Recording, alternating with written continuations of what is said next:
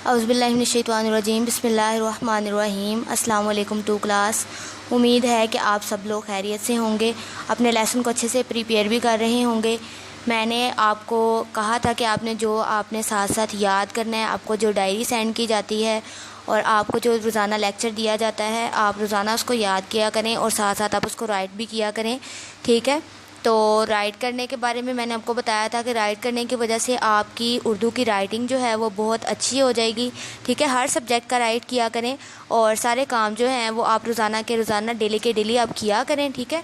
और हमने कल मज़मून पढ़ा था जी मेरा घर मैंने आपको हाफ़ यहाँ तक पढ़ाया था और मैंने आपसे ये कहा था कि ये हाफ़ आपने जो पढ़ा है इसको आपने याद करना है, लिख के देखना है। और मैंने आपको याद करने का पैटर्न भी बताया था कि आप क्या किया करें, एक एक सेंटेंस याद किया करें, एक एक जुमला याद करके तो फिर पिछले वाले को अगले के साथ मिला लिया करें। इस तरह से आप याद किया करें और याद करके बाद में उसको लिख भी लिया करें, ठीक है।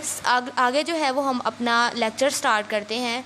नेक्स्ट हमारा जो लेक्चर है, नेक्स्ट वाला हाफ़ मज़मून मेरा घर का एक कमरा मेहमानों के लिए है। घर का एक कमरा मेहमानों के लिए है। हमारे घर में एक छोटा सा बाग है। हमारे घर में एक छोटा सा बाग है जिसमें रंग बिरंगे फूल लगे हुए हैं। जिसमें रंग बिरंगे फूल लगे हुए हैं। मुझे अपना घर बहुत प्यारा है, ठीक है। आपने ये यहाँ तक इसको याद करना है। यहाँ से आपने यहाँ तक याद कर लिया था। नेक्स्ट हाफ़ आपने याद करना है। मैं आपको दोबारा से रीड करवा देती हूँ। घर का एक कमरा मेहमानों के लिए है, ठीक है बेटा। आपने इसको गलत नहीं करना, बिल्कुल सही तरीके से जैसे आपको कहा जाता है, जैसे पढ़ाया जाता है, आपने वैसे ही इसको याद करके बिल्कुल वैसे ही राइट करना है।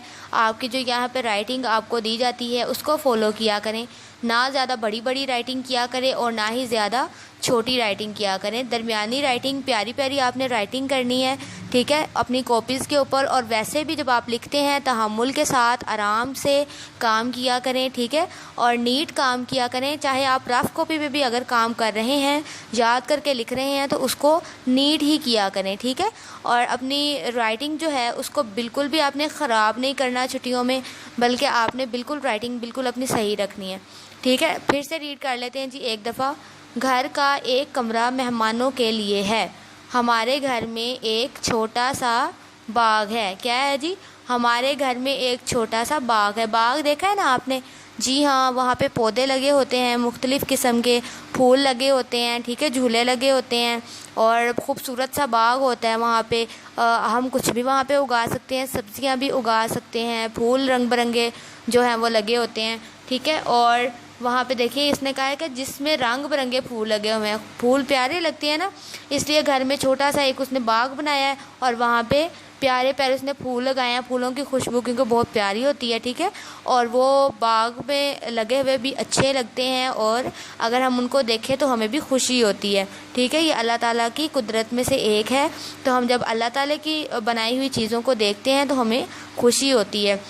इसी वजह से जो घर होते हैं ज़्यादातर उनमें पौधे वगैरह लगे हों तो बहुत अच्छा लगता है। सुबह सुबह के वक्त जब आप निकलते हैं, जब आप उनको देखते हैं, फूलों की प्यारी प्यारी खुशबू आ रही होती है, ठीक है। तो जो ये घर है जिसमें रंग बिरंगे फूल लगे हुए हैं, मुझे अपना घर बहुत प्यारा है, ठीक है। ये घर उसने कहा है कि मेरे अपने घर के बारे में बता रहे हैं, ठीक है। मैं फिर से आपको रीड करवा देती हूँ दोबारा से। और घर का एक कमरा मेहमानों के लिए है। यहाँ पे आपको जो मुश्किल वर्ड लगेगा कमरा और दूसरा मेहमानों, ठीक है। तो आप ज़रा इनको लिख के देख लिया करें। सारा तो आपने लिखना ही है, लेकिन जो ज़्यादा मुश्किल होता है ना उसको 3 4 दफ़ा आप लिखा करें।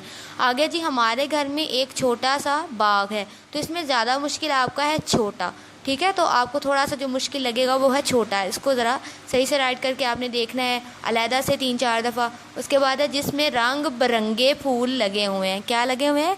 रंग बिरंगे फूल, मुख्तलिफ़ किस्म के रंगों के, मुख्तलिफ़ उनकी खुशबुएँ हैं, वैसे फूल लगे हुए हैं। मुझे अपना घर बहुत प्यारा है, ठीक है। जो मुश्किल वर्ड आपको लगते हैं ना वो 3 4 दफ़ा लिख लिया करें, लेकिन जो इजी होता है चाहे मुश्किल हो, आपने सारा तो लिखना ही होता है, लेकिन जो ज़्यादा मुश्किल लगते हैं उनको 3 4 दफ़ा लिख के देखा करें, ठीक है। इस मज़मून को आपने अच्छे तरीके से याद करना है, लिख के देखना है, ठीक है। चलें जी, अल्लाह हाफ़िज़।